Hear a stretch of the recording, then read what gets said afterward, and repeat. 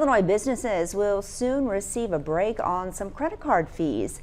A new law set to go into effect next year bans credit card companies from charging swipe fees on the taxes and tips portion of a sale. Illinois Capitol Bureau Chief Max Cotton explains the new law and how it will impact small businesses. When Governor Pritzker signed this year's Illinois budget bills into law in June, he also signed legislation changing how credit card companies operate in the state. Tucked into one of the budget bills is the Interchange Fee Prohibition Act. Starting July 1st, 2025, credit card companies will be barred from charging swipe fees on the taxes and tips portion of a sale. These fees are paid by merchants who have no choice but to pass them along to consumers.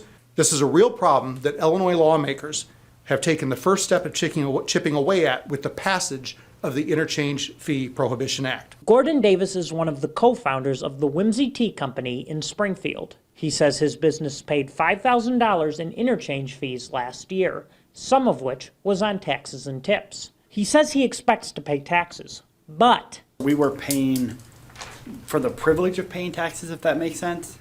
So we're paying the interchange fee on the sales tax and tips.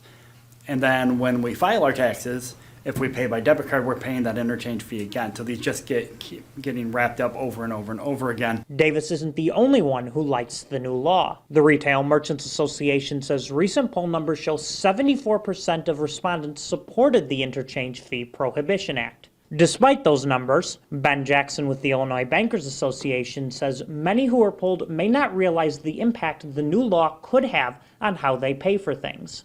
Consumers like electronic payments because they are fast, they're convenient, and they're secure. We believe this law, and we know from the research we've done, that this law will fundamentally change that process at the point of sale. He says it would be almost impossible to implement the new payment system by next July. In Springfield, Max Cotton, WGEM News.